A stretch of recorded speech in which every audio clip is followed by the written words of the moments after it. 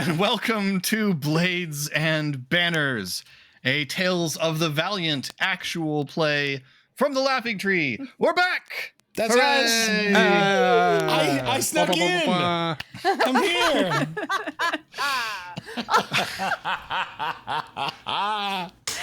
Oh. As you can see, we have the full cast of Kyber Shards returning, and the wonderful addition of Mia will be joining us as a permanent cast member for this campaign. I mean, we hope permanent. Life happens. Not to me. I'm not going anywhere. Yeah, no, it's not. I got her to sign the contract. It's fine. Yeah. We're good. She's the only one that will definitely finish this campaign. Oh, God. There we go. Oh, man. Nothing happened last time because we haven't done this yet. I was really excited for the recap. I didn't know how long y'all had been playing without me. Who's going to have to do it? I have my finger on my nose already, right? So That's Last time, some heroes escaped from a secret school for superpowered individuals. You're going to give us an entire campaign one recap? And then Some stuff happened. So welcome to our new campaign. I'm going to go around for those who are new, who are joining us for the first time, and we'll just introduce ourselves. I'm Philip. I'm the game master for this, and I haven't told anyone what order to do this in, so I'm just going to go Eric. hey. My name is Eric, and I am a player in this, and my character is named Orin, and he is a tiefling, and he is a character class called the Vessel, which is a third-party homebrew class that Philip's letting me use. Eric cashed in all of the weird things he's let me do in games that he's run for Eberron Renewed to play a third-party class he found that he's in love with. So we're going for it. Casey, who are you? I'm Casey. I Nailed it. The end. First try. I am playing a gnome named Ellie Wise, and she is a druid. I was about to say ranger. Wrong character. New one. Colin. I'm Colin, also a player in this game. Take that, Eric. I will be playing Tragically. Finian Driftwood, a human mechanist. And Mia. Hello, I am Mia. I'm new, and I have to focus. I am playing Sohina Thalasictus. She is a Knoll bard. All right. So our story begins in the year 1005 YK. It is about 5 years since the events of Kyber Shards, but you're not really aware of any of those things. You might know that there was some trouble in Stormreach, but up here in the Lazar Principalities, it's not really something that has impacted your life. Which is also to say, if you're joining us fresh, you don't have to have watched all of Kyber Shards. It was whatever. To get this. It is late in the autumn. In Eberron, it's the month of Siphoros, which is roughly October for us in our world. Halloween. Yay. Yes. This is Halloween. This is Siphoros. Sorry. I'm here. You invited me back. Let's do this thing. I told you he would be like this, Philip. About midway along the huge north to south archipelago that is the Lazar Principalities, there is a small cluster of islands surrounding one long island called Nine Bay. And until about 20 years ago, Nine Bay and the cluster of islands around it were all one principality, the Stormclaw Principality. But with the death of the last Stormclaw Prince, the captains of the principality felt infighting and split up, and the small islands around Nine Bay all have their own prince now. Nine Bay itself is a contested area among them. Our story begins on the little island of Seventh, just to the south of Nine Bay, in a rowdy pirate tavern called the Molting Phoenix. It's a typical night, though the entertainment is better than usual. An Irani bard named Lindarie Silverleaf, her face painted as a skull and silver hair flying as she dances acrobatically across the stage while still maintaining the melody on her violin. 4 animated skeletons dance eerily to the tune behind her. Across the bar, several clusters of people group around a series of tables, betting their wages on dice and cards. So who do we see? What are you playing? Are you playing or are you watching? What kind of drink or food is in your hand? Eric. Yeah, you see a blue skinned tiefling sitting leisurely at the table, playing the game. A chalice of wine in one hand as he swirls it lazily, with a smirk on his face as he examines the game. Mm-hmm. Mia, what's Sohaina doing? Sohaina is watching the bard perform with a mixture of admiration and analysis, just witnessing the techniques that she's using, watching the way the crowd is responding to her. And while that's going on, she is absent-mindedly thumbing through a pack of cards. Nice. Casey. You see,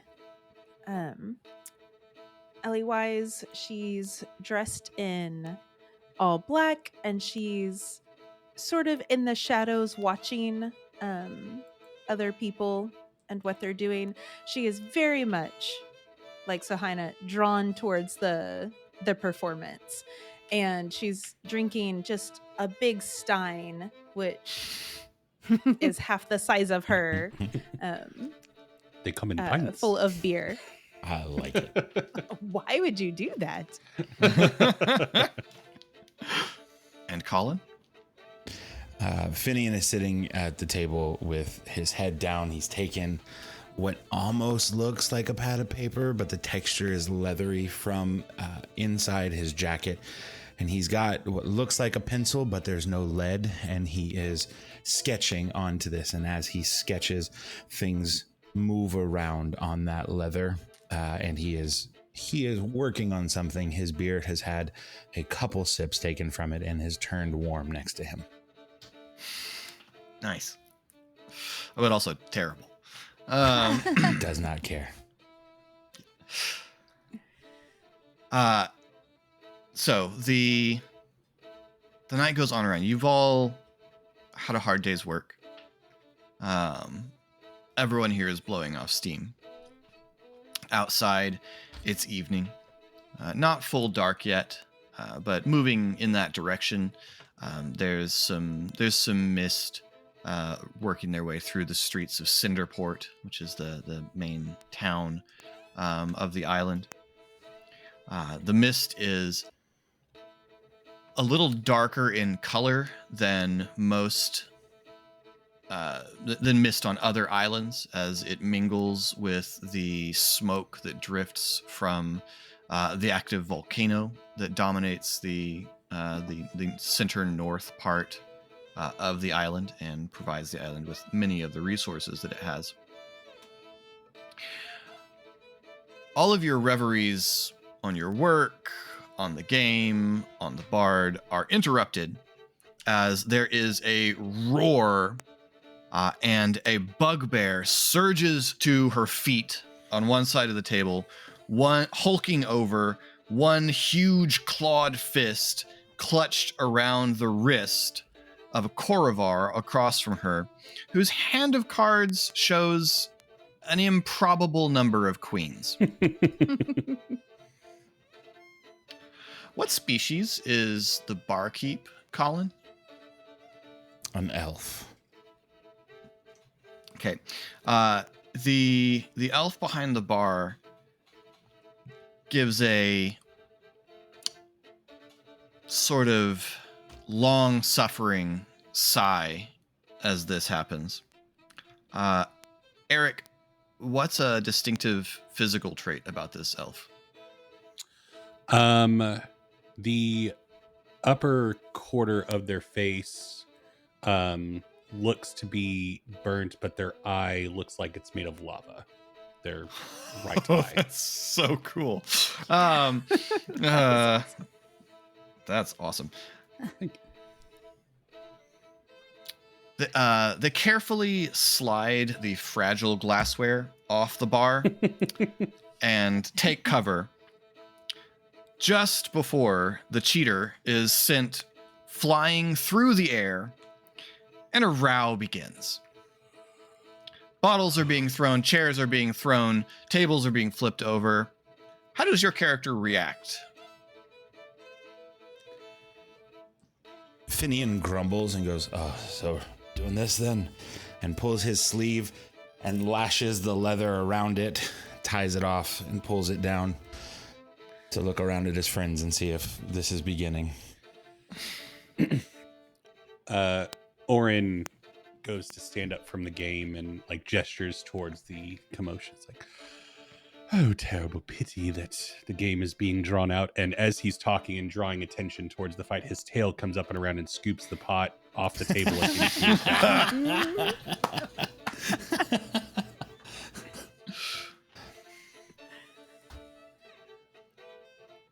Ellywise positions herself to get a better view of the commotion and is making ongoing commentary. Oh, nice throw. Ooh, good catch. Sohaina, who has been seated this whole time, just stands up, takes her chair and scoots it closer to the stage and further away from the row and sits down again, hoping to not have to be involved. The bard, to her credit, spies the beginning of things and drifts a little bit back from the edge of the stage as the skeletons shift forward and close ranks protectively in front of her as she shifts melody to expertly score what develops into a enormously loud and chaotic bar fight. And chaos just reigns across the room for several minutes. Tables overturned, chairs being smashed, bottles flying through the air. And just all of a sudden, it stops as the door slams open and a deep voice thunders out, "Ramoth!"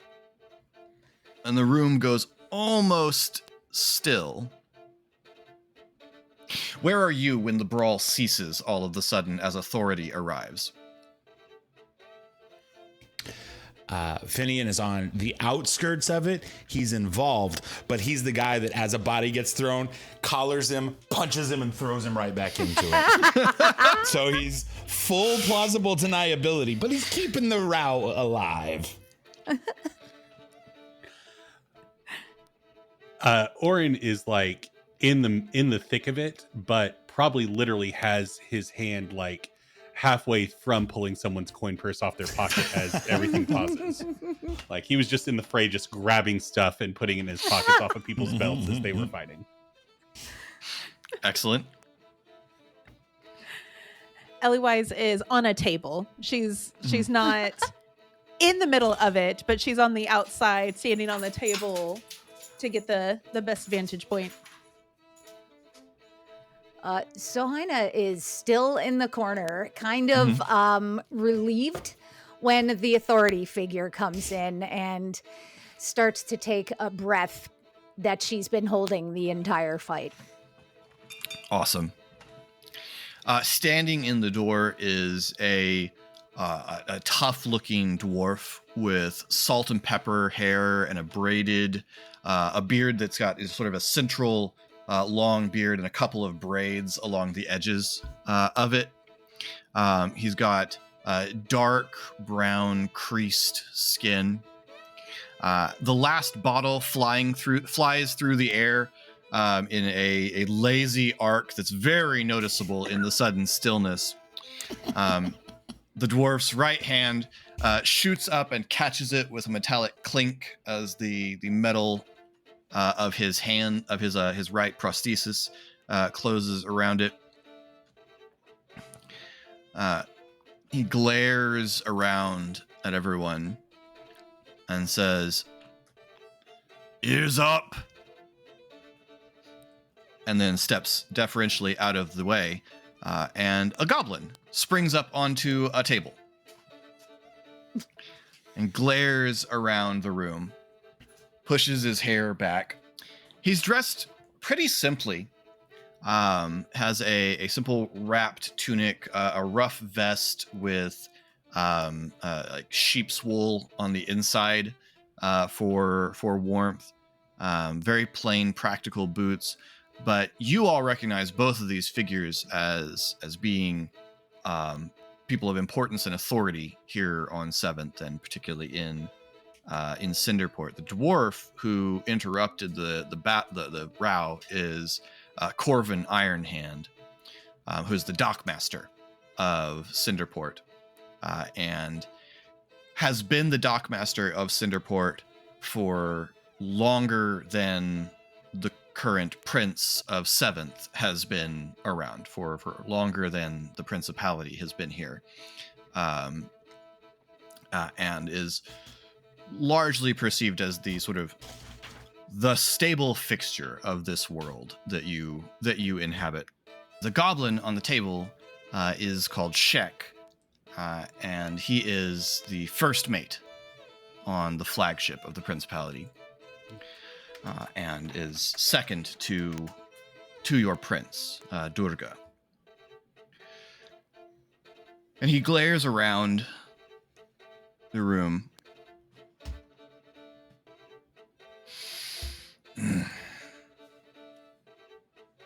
Tamuts, Dockmaster, listen up.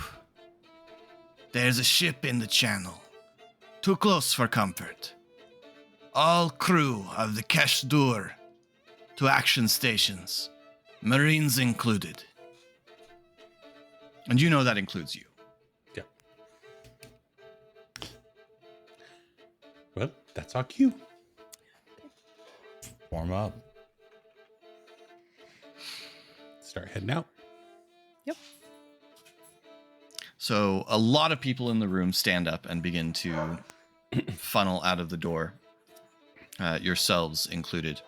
As the last people straggle out, you hear Shek, still on the table, finish by saying, "As you were," and then scramble out the door as the row resumes inside. You all make your way out into the growing dusk, and begin to make your way towards the docks and the large ship that is called the Kesh-Dur. Hey, Eliwise, why does Finian owe you 10 silver? Ooh.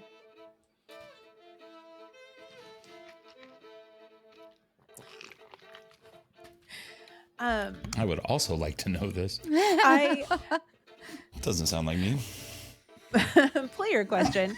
About how much is 10 silver? Because the thing I came up with is not much. It's not a lot. Okay. I cleaned out his closet for him.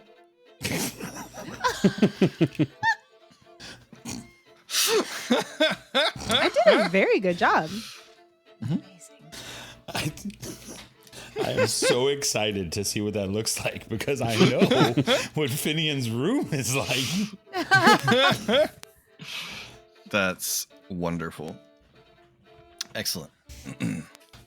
So, the ship you're headed towards is Lesh Durga's flagship.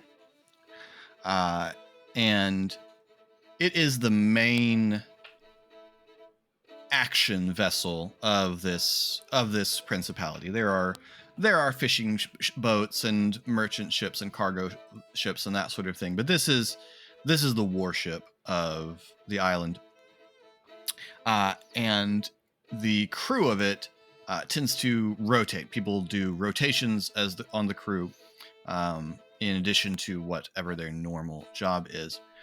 What is it that you do on the Keshtur when you are on duty?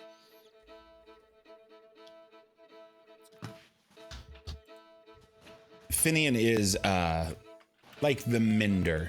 Anyone who's got anything that is broken, and I mean anything. Metal would be the preference, but if it's broke, somehow Finian has a way to fix it, and that's going to lead him to, unless we're raiding something or doing adventuring properly, he's in his workshop on the ship and is working on the backlog of things people have brought him with little time to tinker for himself.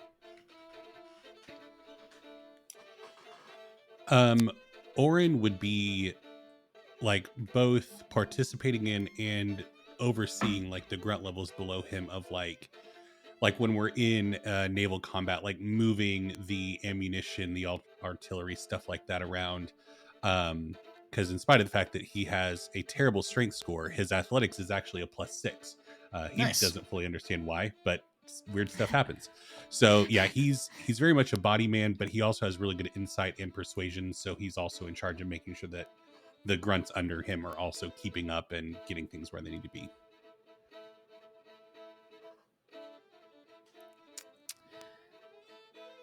Ellie Wise is a lookout, so she will perch up in a crow's nest if that is a thing on the ship, and she is one that helps to spot things.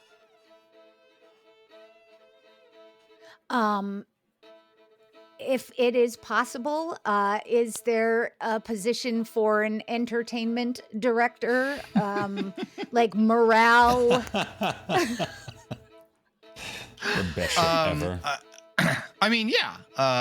This is a ship, so sea shanties and that kind of thing are a part of keeping work flowing and that sort of thing. So yeah, absolutely.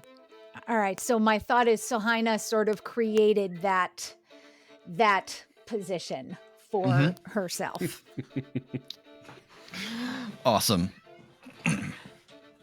Just started doing it one day and nobody stopped her. So Exactly.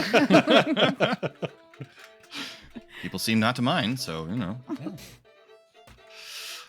perfect. So it is a few hours later now. It's getting dark. You're out on the sea. You can feel the deck roll under you on the flagship of the Coral Fang Principality. Not very far away from you. Everyone's kind of, doing their job, but it's also kind of like, what's going on? Not very far away from you stands your prince, Lesh Durga. She is a tall hobgoblin. She has the kind of rust-colored, very, very short fur that covers her body, long ears, with very pronounced like tufts of hair at the end of them, that are extremely expressive. She has one good eye that's wolf-like and golden. The other is this sort of pale, milky white, and blind. And she has a spyglass to her good eye. Her ears are back, in a gesture of suspicion. So she just drifted into our waters from the gauntlet, empty and yet seaworthy. And you aren't concerned by that? Shek wobbles a hand in a shrug.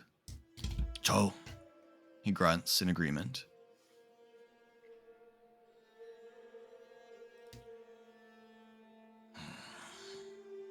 Looking around you, to the north, there's the bluffs of the southern coast of Nine Bay Isle. But there in the open water, just coming out of the gauntlet, which is this body of water that runs between the smaller islands around Nine Bay, sits a ship. So, first question about the ship that the group needs to make a decision about. How big is it? So I've given you guys a document describing the advantages and disadvantages of size when it comes to our ship. We've got 3 sizes of ship. We have a runner, which is quick and agile. It's good for smuggling, for going unseen, but it's got pretty minimal cargo and crew space. So it's going to be fast and maneuverable, but not going to be able to carry a lot of weapons or crew or cargo. There's just the sort of standard, most common ship of the Principalities, which we're calling a Corsair. Packs a punch, but it's not exactly a warship. It's not what you would call a ship of the line in a proper navy, but good for a pirate vessel. And then there's a dreadnought, big, heavily armored, lots of space for crew and cargo, but it's definitely not setting any speed records. How big is this ship out there in the open water?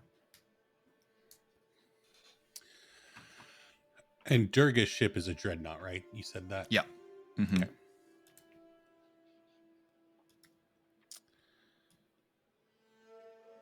Opinions? I mean, I guess it's a question of, do we want to be able to run away from stuff or punch back? Like, what would be our modality when we encounter stuff while we're out and about? I'm a big punch and stuff kind of person. Or catch up with stuff, also. Like, That's Well, true. and I'm Chase it wondering- down. Wondering too how much we how much work we'll have to do to maintain it. How much knowledge will we need in order to maintain and run the ship is just what I'm thinking. Like, smaller being better for that, but those are the only thoughts I have.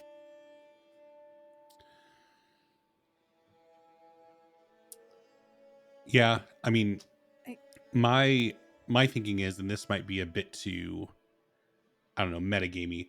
There are lots of ways with upgrades that we can increase the firepower. There's no ways that we can really boost up the speed or the maneuverability. Like, Yeah, so some That's ways. fair. Are there There are some. We could always Oh, get an the- elemental. some of them? Yeah.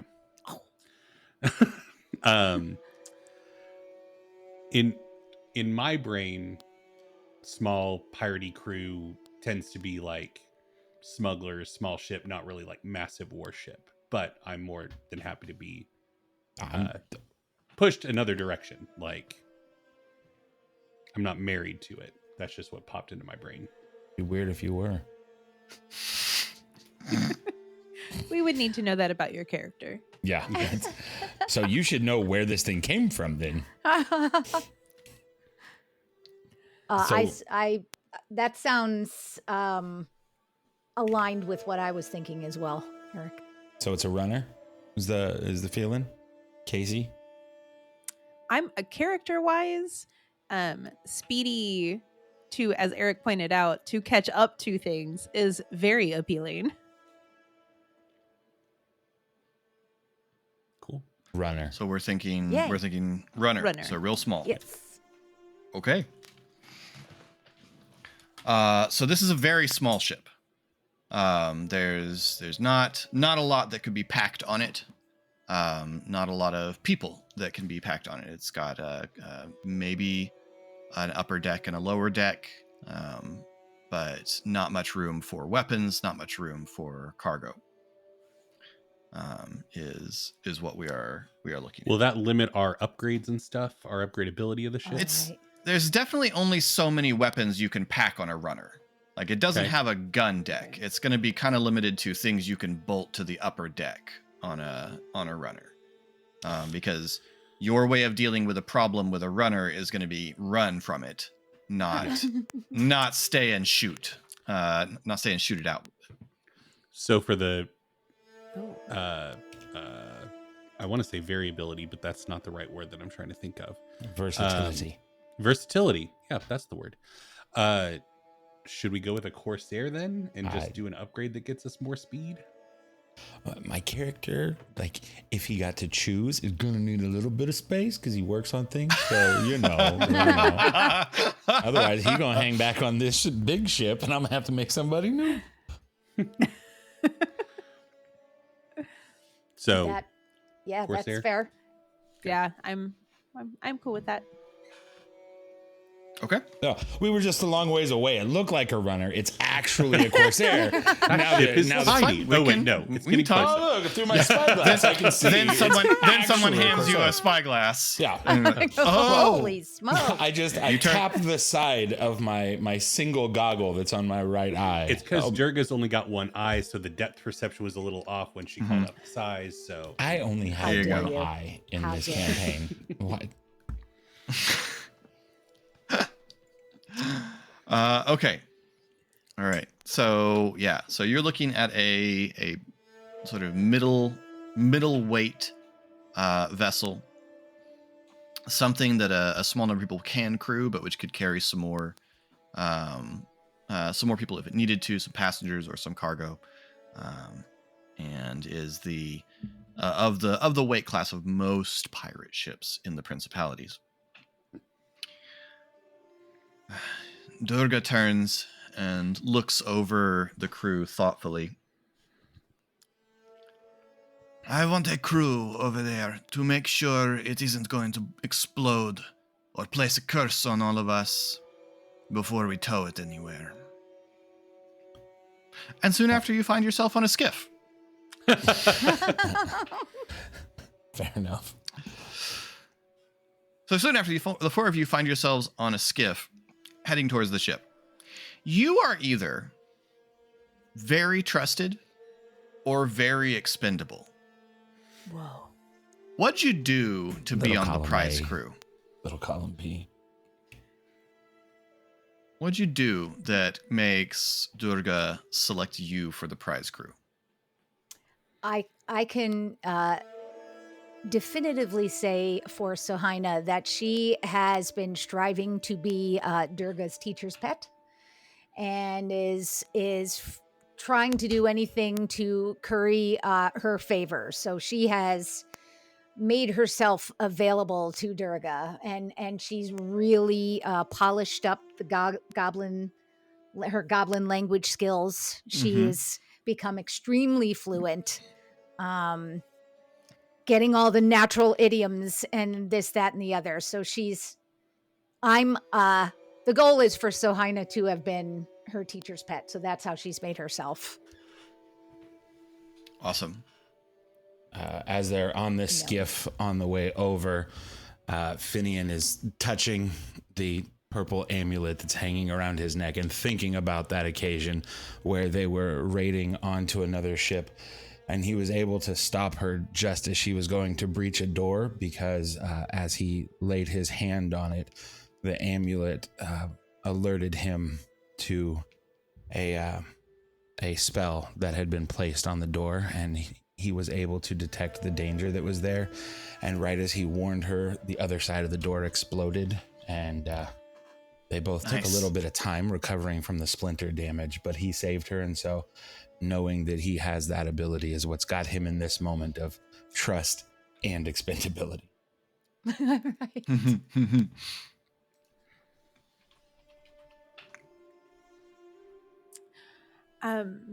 Ellie Wise helped her solve a problem. There was a gobbledygook haunting her hall, and nobody believed Ellie Wise that it was there, but things kept happening that couldn't be explained. And Ellie took care of it, and there haven't been problems since. Those pesky gobbledygooks. I'm telling you, they just need to be shown where to go. It was just in the wrong place at the wrong time. Kratos, you go that way. I'm telling my gobbledygook. Go up there. So Orin has been with Durga for probably about 18 years at this point, under her care and tutelage. And while it was very touch and go in the beginning of Orin trying to keep up with Durga's teachings and trainings, at some point a switch flipped, and Durga now regards Orin as the luckiest creature that has ever lived, because while there's no explanation for his unique skill with his weapon or just his ability to throw himself into extremely dangerous situations, he seems to be incapable of dying. And so while Durga and him do have a long-lasting relationship of some kind, she trusts that no matter what she throws him into, he is going to find a way to walk back out of it. Nice. Expendable, yet durable. Infinitely expendable, apparently. Yeah. That's how my exes referred to me, weirdly enough. Stop it. can just keep expending him and still. Excellent. So the skiff drifts closer to the other ship in the low light, and you can begin to make out a little bit more details of the vessel, notably the name painted on the bow, which says the Traveler's Gift. The ship looks to be in relatively good shape. It doesn't seem to be that you don't see any like hull breaches. You don't see signs of like attack of weapon damage. Doesn't look like it's been hit by ship to ship weapons. It is listing substantially to one side, but it doesn't look like sinking. Would you like to make a perception check? I believe I would. Don't screw it up. First one of the campaign, Colin. Oh, geez. I'm You're tense right. for him. First one of the campaign. But if you do, you get some luck. I'm going to post in the Discord. It's dirty, but it's a 20. Nice. First, Hey. it hit my Nice. paper. I'm not mad here. It does look like it's anchored, Finian. It does. It looks like the anchor is down. It seems to still be drifting, but the anchor is down on the side that it is listing heavily too.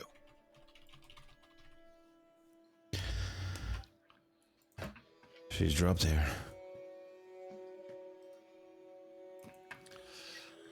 Well, no time like the present, right? Hold on one second. How far are we out from it? You're probably, I don't know, you're probably still 50, 60 feet away from it when at this point. As we slow up towards 50, or up towards 30 feet, touching to the side. I should have described Finian better in the introduction. He sits forward in the skiff to be at the front, heading towards the ship. He's 6'1", long red hair pulled up, and a full beard, wearing what would be seen as an eye patch, but it has a smoked over lens on it. So it's one goggle, you can't see his eye. And he touches to the side of it. And once at a time, he cycles through every touch, assuming you're not linking actions to distance. But it would be to go through his detecting abilities with that goggle that it has been augmented with. So Okay. the first, if you are timing the action to distance, would be dark vision to see if there's anything around or on top it. Mm-hmm. You don't see anything moving on the ship. Magic vision. There don't appear to be any spells or magical effects active on the ship. The third tap to it will give him X-ray vision. I can penetrate through 1 foot of stone or metal and 3 foot of dirt, if there happens to be dirt or wood. So, Okay. assuming it's wood. So you get kind of a cross section of bits of the ship as you move your gaze across it, and you can see there are things look disordered inside the ship. Things have tossed around, but you don't see anything like walking around below decks. You don't see anything moving below decks. I'll let you answer this question. As you're getting closer, as I said, the ship looks to be in remarkably good shape, except for what? As you're scanning the ship, except for what?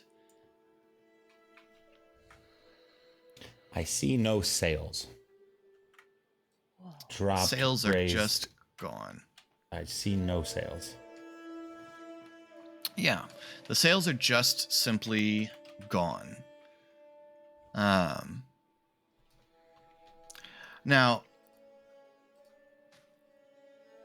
I know that Ellywise is a superstitious character, and a bit of a conspiracy theorist. There is a legend that all of you have heard of, that is referred to in these islands as the ghost in the gauntlet. So the gauntlet is a very peculiarly dangerous strait of water.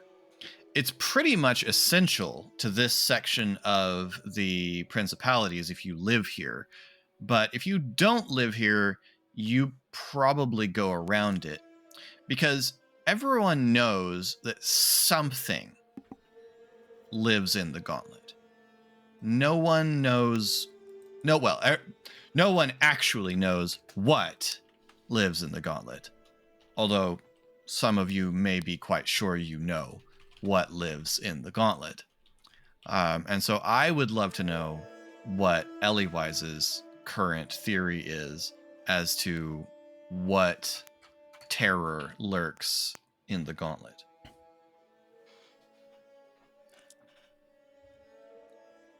It is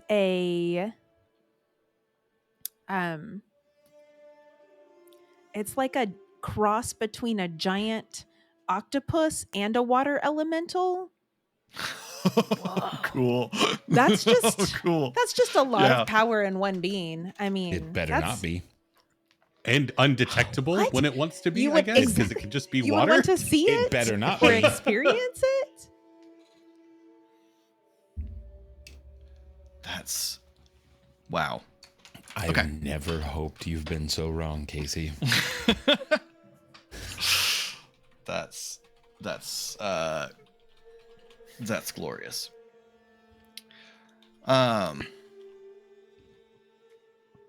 Okay.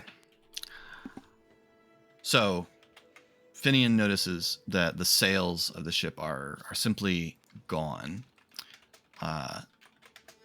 Ellie-wise presumably is trying to imagine the ways in which this horrible water elemental kraken thing tore the sails off the ship. Just clean off the ship. Obviously, this is the result of that. But also delicately without damaging the rest of it. Right? Very impressive. It is. And it's at this point that you have reached the ship. You're able to get a line up onto the railing and can haul yourselves up. Who goes first in this situation? Which of you is the I'm up the rope first? If nobody's holding her back. Orin is also very reckless, so yeah, Yeah. it might be a race to see who gets up there first. Can Sohaina from behind cast dancing lights to help light the way? Absolutely. Okay. Yeah. Absolutely. So what do Sohaina's dancing lights look like? So you get to create these sort of 4 balls of light that you can kind of make drift around. What is the appearance of those when Sohaina casts? And I'd love to know what it looks like when Sohaina casts it. Yeah, I'm so glad I said something because I don't know. Well, here is my question for you. Are they adjustable or once I determine what they are, do they need to manifest that same way each time? Oh, no, you can adjust it. That's fine. All right. I think with a hand flourish, Sohaina casts the lights from her hand, and they float up, out, and over directly in front of where the first person is, sort of as if they stepped onto the ship and turned on a light. And in this moment, they're just bright, round orbs of white light. Excellent. Yeah, so these appear, these sort of will-o-wisp lights Yes. appear and begin to drift up, alighting over the deck of the ship. They get the little sort of halo in the fog and in the mist that shrouds the sea here. When we were about 10 feet away, Orin would have gestured over Ellie Wise's shoulder and been like, "Is that a watery tentacle?" And then gone to leap to clamber up the side of the ship.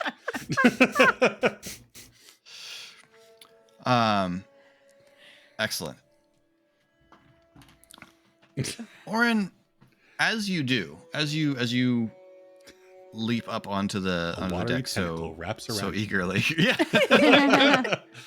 Yep. Session 0, Ghost of the Gauntlet attacks you. No. Orion dead.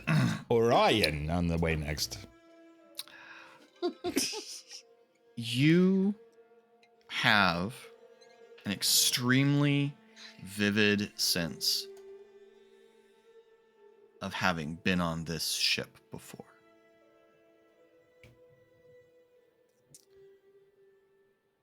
So yeah, you all would probably see Orin eagerly halfway clambering up and then stopping and kind of hanging off of the side and looking thoughtful for a moment.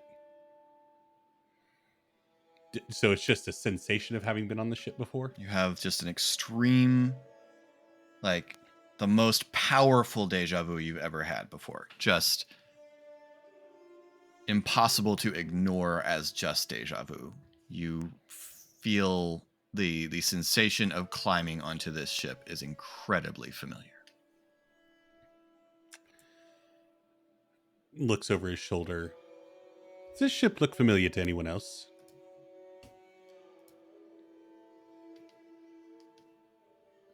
No, not me.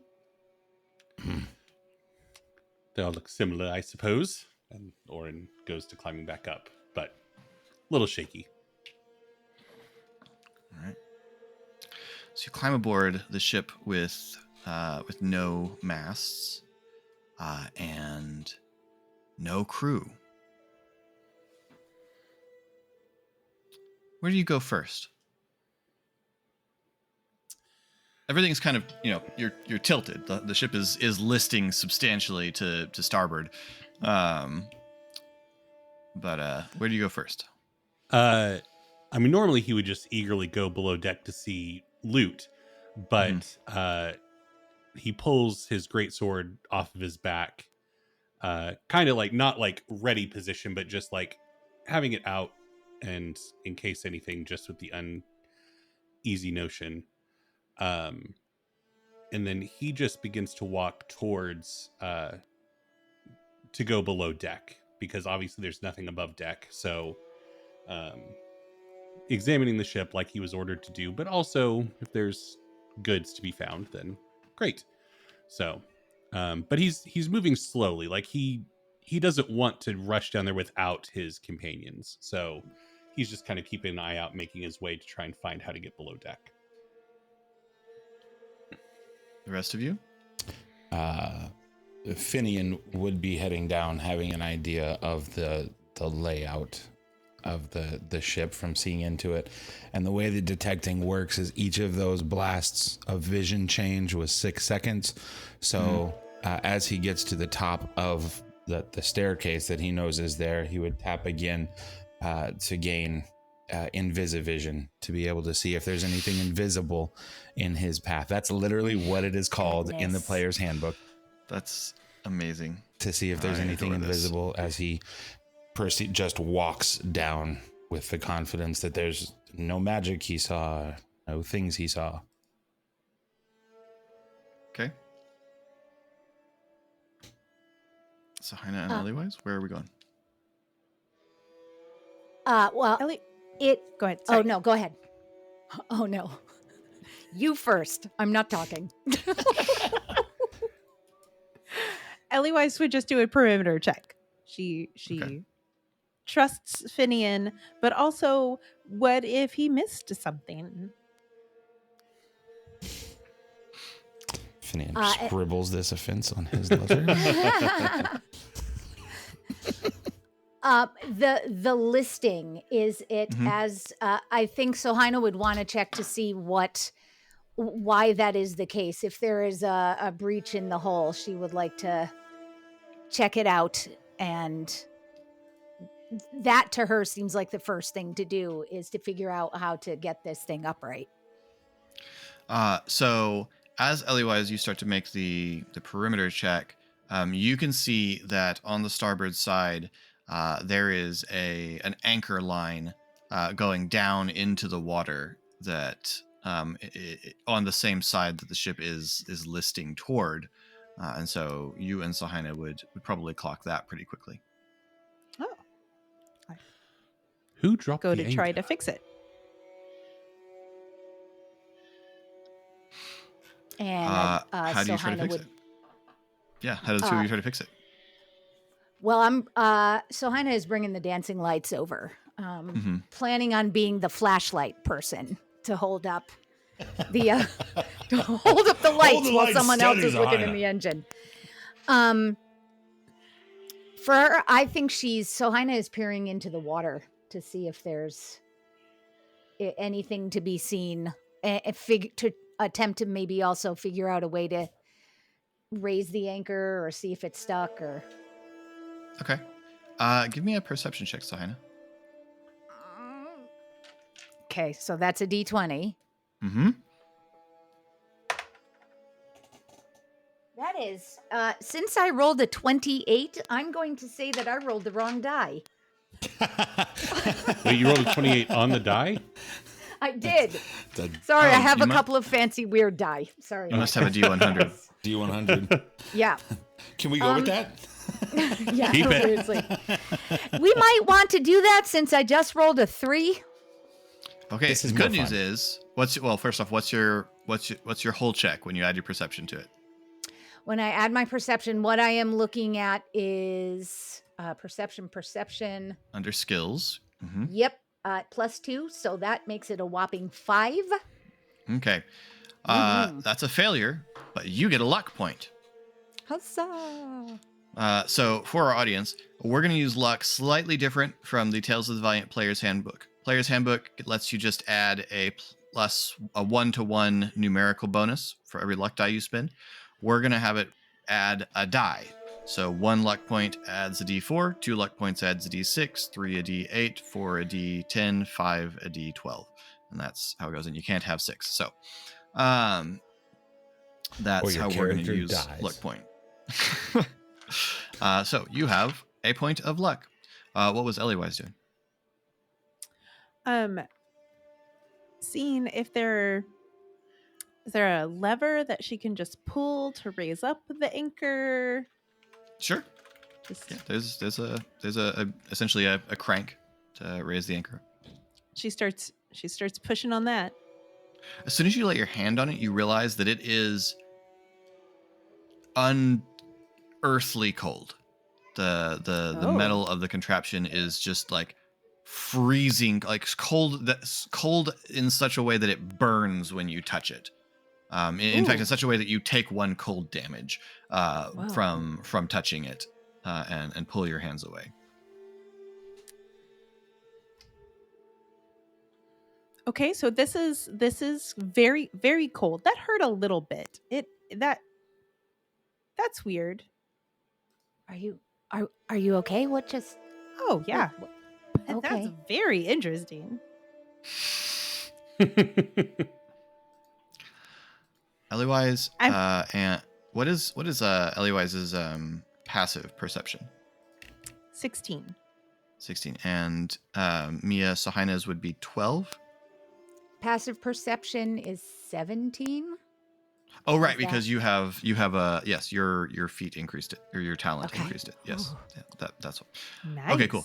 Both of you immediately hear just as soon as you touch the anchor. You heard that, right? I did. I don't like it. Oh, but sometimes I hear things and other people don't. So I'm so glad you were here. Yeah, well, I'm not really glad, but that's good. I'm glad you're glad. Do we have to stay here now? Well, if we're going to talk to it, yeah. Oh. Okay. Talk to it. Hello. So, Orin and Finian, you've started to go below deck. Yes. And you can tell that you are the only two who have started to go below deck, which is not necessarily a problem, but you would notice it.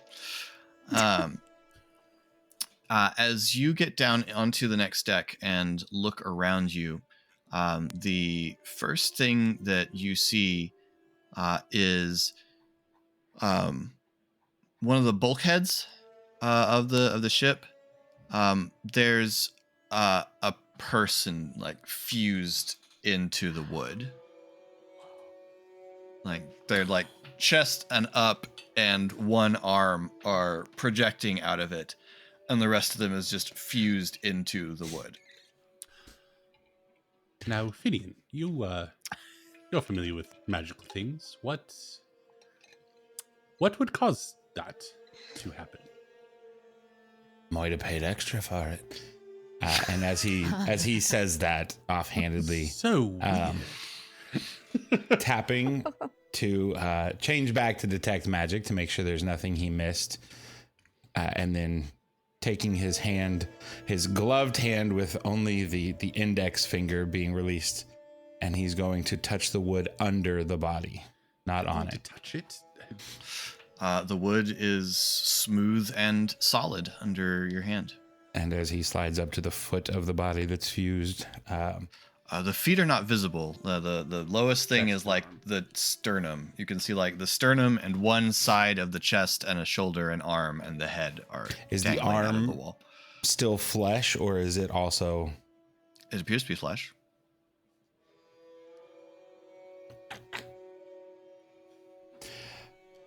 Nothing good, I don't believe.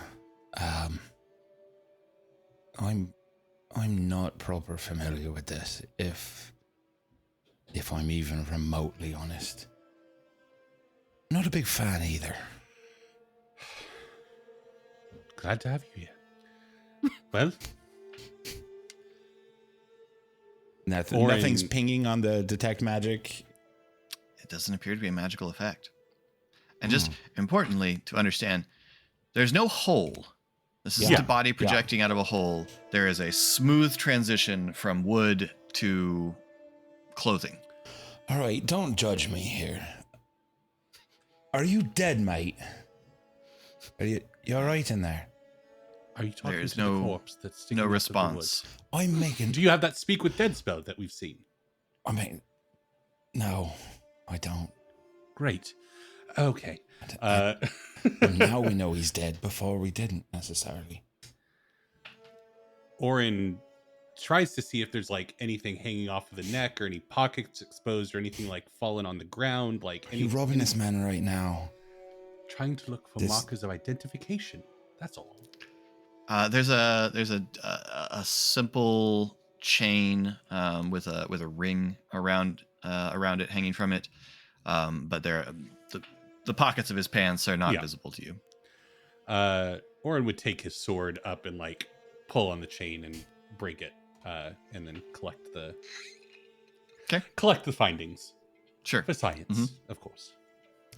It's very cold to the touch. Our sciences are very different, you and I. It's very cold. Like oddly cold. Like, as cold as here. Colder. That's why I notice it. Can't stand you.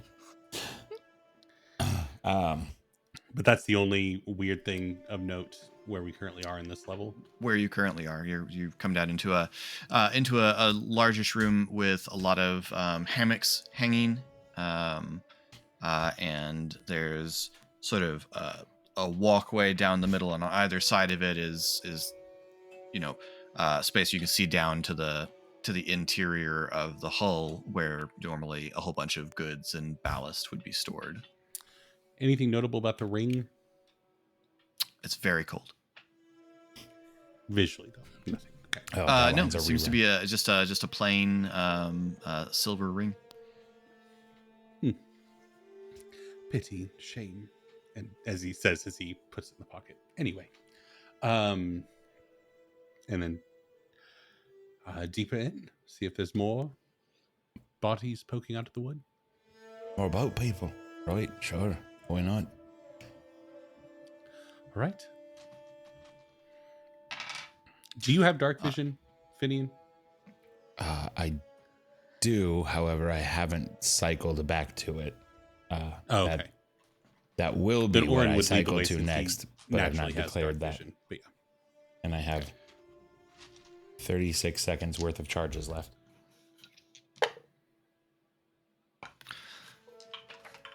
As you start to move on, Orin,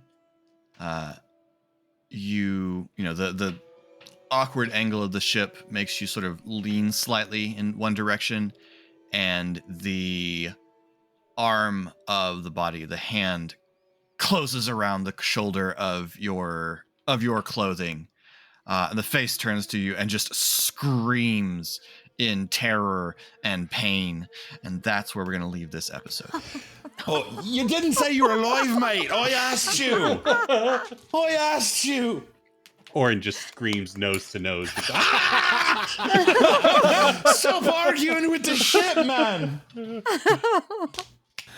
Thank you all so much for watching our beginning episode of Blades and Banners. We'll have another episode next Monday, and we'll have 2 blades, 2 banners. There were neither blades nor banners in this episode. I don't know. Or if under I'm a coming sword. back. Or into a sword. Yeah. There was at least one blade. Blade, no banners. Next week, where does the name come from? Blade and banners? Will they banner? Will their blades? Philip, I'm finish so the outro tired. and get us out of here. It doesn't get better. Let's do 3 more You tonight. can get in touch with us at all the various social media down below, including links to Mia's Twitch, where she is more than a Mia, to Colin's Twitch, where he is Sorry BTR. The O is a 0, as well as to the Geek Pantheon's YouTube channel. You can find Eric occasionally making TTRPG content of various kinds. You're And going to say quality. It's like fair, but hurtful. I mean, that's probably also true. Some of those videos are very low high effort, quality, but it still varies. I didn't say where the floor was. It could be a very high floor. And until next time, thanks for rolling with us. Philip.